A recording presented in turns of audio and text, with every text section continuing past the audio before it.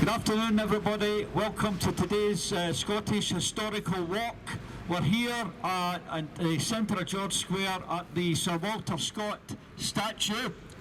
Sir Walter Scott was known for the words, "Breathes there the man with soul so dead, who has not to himself have said, this is my own, my native land."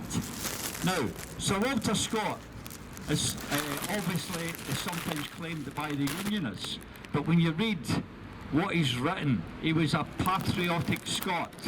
I've got a book here with me just now, and this is a book called Tales of a Grandfather. It's 150 years old. Look at this, 150 years old, this book. It's Tales of a Grandfather by Sir Walter Scott.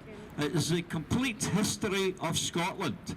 Now, there's a wee passage at the beginning of this book which captures a moment in history, and I'm just going to read this. It's about Mary Queen of Scots, so I'll read this out to you.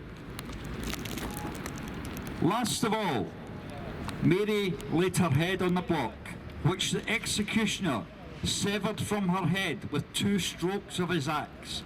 The headsman held it up in his hand, and then the Dean of Peterborough cried out, "So perish all Queen Elizabeth's enemies." No voice, save that of the Earl of Kent, could answer amen. The rest were choked with sobs and tears. Now that captures a moment in history. The axeman actually had 2 strokes of the axe to sever the head of Mary Queen of Scots. He missed the first time, which is quite horrific. But as I say, that does capture the moment, the feelings of the people there that had to witness this. So anyway, this book here, later on when we go to the pub, I'll let you have a look at this book because it's 150 years old. Fantastic book. Now today is the 31st of January, and this is an important date in history because what happened here on the 31st of January in 1919 was called Bloody Friday. It was just after the war, and men come back from the war. Any job that they had to work very long hours. For those that were unemployed, they found it very difficult to get work after the First World War. So what happened was there was an uprising in Scotland. There was 60,000 people here in George Square on Bloody Friday, the 31st of January 1919. They took up the whole of George Square and all these side streets. There were scuffles all around the city. So what do you think happened? Winston Churchill, who was Home Secretary for the Westminster Parliament, decided to put the Scottish barracks up at Maryhill on lockdown. There was about 10,000 Scottish troops up there, and they were in lockdown, not allowed to leave the barracks. So what do you think Churchill did? He brought up 10,000 English troops with machine guns. And they also brought in tanks. We've even got pictures showing the tanks in George Square on Bloody Friday, the 31st of January 1919. They crushed the People's Rebellion in 1919.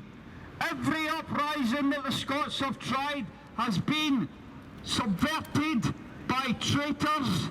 We have got to do something to get over the way the people think. They have been brainwashed over a period of time to accept Westminster rule. When you look at all these other countries in the world though, look at all the countries that have gained their freedom from Westminster. Every single one of them has become better off. No country rules another to look after it. They rule another country so that they can exploit and steal and rob. And that's what they've been doing with Scotland.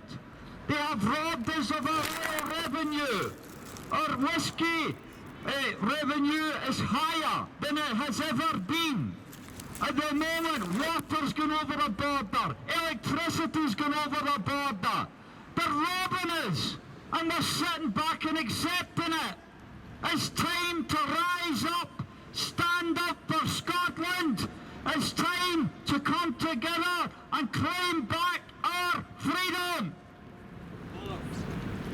We're now going to move on to the Robert Burns statue over there. Well, Mr. Box passes by, an obvious brainwashed frickin' unionist. Right, we're now here at the Robert Burns statue. Robert Burns was a great Scottish nationalist and internationalist, and his very famous words regarding this so-called union were, "Farewell to all our Scottish fame, farewell our ancient glory, farewell even to the Scottish name, sae famed and martial story. Now Sark runs o'er the Solway Firth, and Tweed runs to the ocean, to mark where England's province stands, such a parcel of rogues in a nation." So that was words of Robbie Burns. He was a great Scottish nationalist. Other words that he said, which were very, very pro-Scotland, were, "Caledonia, to thee I turn with swimming eyes.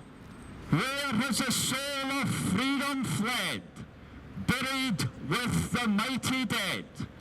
And that was in reference to people like William Wallace and Robert the Bruce, who fought so strongly for Scotland's freedom. Right, anyway, we're going to actually keep on the Burns theme, because we're going to be moving down shortly to Marks and Spencer's building, and that's where the Black Bull Inn was, and that's where Burns actually visited when he actually visited Glasgow. The Black Bull Inn was situated right where the Marks and Spencer's building is just now. Before we get to there though, we're going to march down through the merchant city, and that's where the tobacco merchants operated from. So we'll have a few words about the tobacco merchants before we go on to the Marks and Spencer's building and talk a wee bit more about Robbie Burns. Okay?